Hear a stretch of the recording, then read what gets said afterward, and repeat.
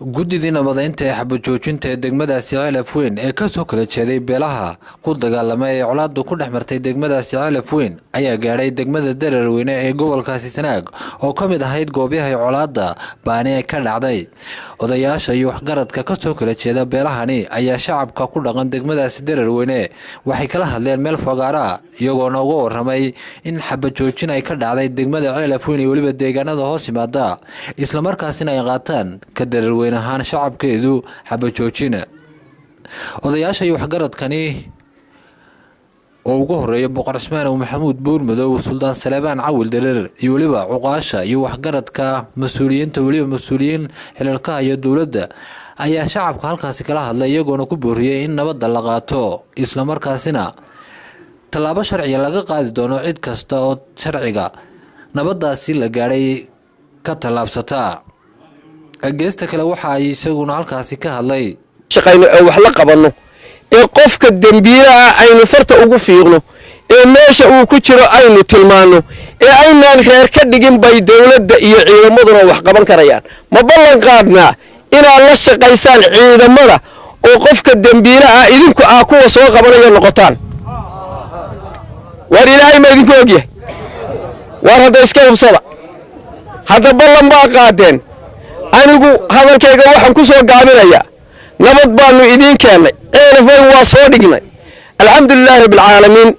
maalintii aanu ka nimi Hargeysa ee aanu Ceelaf Weyn soo gal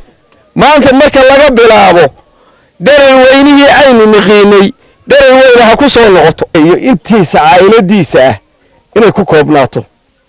inta qabashadiisa leh xukuumadana wax nala qabto oran mayne annaga qabanayna waxna ku ballan qaadnay oo qoraalada ku jirta cid walba inay soo qabato wixii aynu taagweynana farsamo kasta aynu ku soo qabanayno saa ilmihii yaraayo ku barbaaraa bihiin nin raga yahay maalin walba askarta markuu guriga soo habeenimo soo galo subaxii aabaheedu eriyanaysa askar eriyanaya arkaysaa ceebta ka weyn qodhini xaladin maxay tahay caruurteeni ay taariibto iyo haddii aan laba leeyahay inay dhuumato caruurta ku faari jirtay aabahay waa geesi oo nin raga askari yar baa maamul war ciddii oran jirtay haddii aan laba leeyahay qorigii baa layga qabtay soo qabta ballan ilaahay waxaan ku galnay wixii laydinka qabtay inaana ka daba iman war fulaynimada iska daaya ilaahay baa wax dila inta qof la sii dilay badbaado oo loola yimi oo lagu dhuftay dhimooda soo garan mayna dhexdeena ilaahay baa wax dila qorigu waxba ma badbaadiyo fulaynimu keena ilaahay halkaa iskaliye isagu ma kala saari karo qoorta cid kale kala saari kartaa ma jirto qoryahan aad ku xambaarsantiin iska dhiga nabadgelyo la qaatay wadna ma celinayo wixii nool loo taliyo baan wixii nool nin dhintay talay nooguma baahna yaa naxariistuun baa wixii dhintay wax badan oo afoo weli garas garanayna oo soo garanayna rag halka fadhiya kulli ilaa 50 nin oo afoo fadhiya waxa ku naafadeen la garan maayo waxa la wixii naafadeen ilaahay u bogadho wixii dhintay ilaahay naxariisto wixii nool talina baan leeyahay inteena iyo nabad ka hadalla maanta dibkayna haystaa inaynu xalilo ilaahayna la qabtaan leeyahay maanta inaga bilownay meel kasta oo ciladu ku jirto waynu garanaynaa aynu ka saaro aynu doonno taasi waa ballan sida weeye Soomaha saasaynu ku shaqaynaynaa insha Allah taasi waa taa waxaan kale u mahadnaqayaa dhammaan cid kasta oo gacan ka geysatay xabad joojinta maanta ina la hirgelisay oo diyaara in nabadda nagala qayb gasho waa soo dhawaad colaado wixii soo fufiha colaad baa ka haysay waxa jooga dadkii oo inta colaad ku jiray oo gorila laba kun oo nin baa jooga gorila kuna galka ya jahaynteedii looga baahay xukuumadda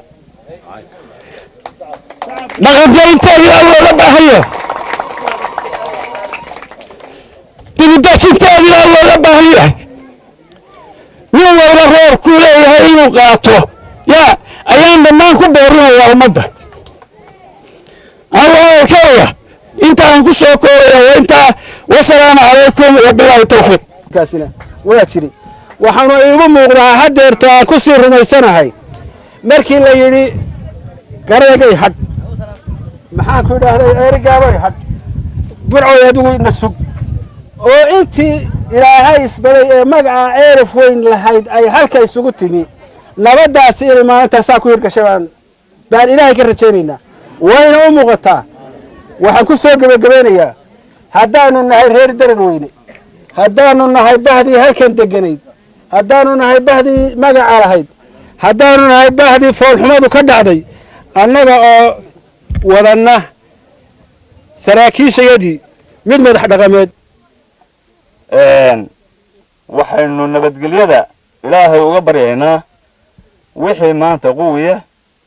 ee jooga halkan wixii dhintay way dhinteen allah u naxariisto samir iyo iimaan allah ka siiyo ehel iyaga iyo ehelodoodaba nabadda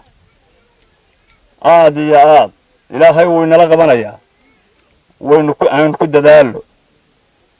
madax iyo manjo aan kaga shaqayno hal kelmo oo aan leeyahay nin kastoo inaga mid yahay ha qaato kelmadaas waxa weeye war hala sabro ninkii hore tagayaan la eegin ninka nool ha la eego ninka nool ha loo taliyo ninkii tagayaan la eegin haddaynaan sabir qaadan sabirku waa wax adag baa layidhi waa wax adag ma dadka waa ku adag yahay laakiin qofkii sabirka laqa ee sabraa waa u ayaa anigu waxaan leeyahay aynu samirno waxaan aqoonsanahay inuu ahaa dadkii doortay labada reerba dadkii doortay ee degmada Januuniba tii ugu xooga rooneed ayay ahayd dadkana magaalooyinka ama labadan degmo waan ka jeclaa run ahaantii inaan barway waa idin sheegaya waxaan koob ku mahadnaqayaa aan ka codsanaya oo reer daroweynow haddaan gudaha joogo haddaan magaalooyinka kale soo dhex maro war ceebteeni meel walba way taalatay way gaadhi maryaha ma maydhana waa nabadgelyo haddaan ma qaadana xabad joojinta dharkeenu waa daahirayaa marka maryahooda waa maydhmayaan wasalaamu calaykum waraxmatullahi wabarakaatu geesta kale waxaa iyaguna halkaasi ka hadlay mas-uuliyiin kala duwan ee weliba saraakiisha ciidanka qaranka ee deegaanadani u qaabilsan amniga iyagoona sheegay in ciddii nabadda jabisa tallaabo sharciya laga qaadi doono maanta laga bilaabo marka halkaa laga dareero magaaladaas way isku furan tahay waa la dhex soconayaa dadku waa walaale laakiin nin qori sitaa ma jiro ninka lagu arkay inuu qori sito waxaanu qaadanay qorshaheeda oo aanu ka wada hadalay odayaasha nabadan wada iyo go'aankii nabadda la soo saaray oo aad dhageysanayseen ninka qori sita qorigiisa inaanu ka qaadno hubka ninka sita hub wax ku dilaya inaanu sideedaba meelaha la iskugu imanayo ee magaalooyinka iyo ceelasha uu mamnuuc ka yahay ciidankuna u fasaxan yahay arrintaa inuu wax ka qabto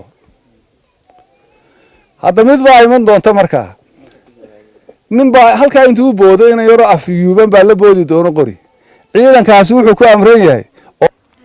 gabagabadiina shacabka ku dhaqan degmadaasi darar weyne oo gacmaha is haysta ayaa lug socda ku soo maray sharciyada degmadaasi darar weyne iyagoona ruuxaya caleemo ay ku taageerayaan nabadaasi la gaadhay axmed maxamed culimo cable TV Elfwin.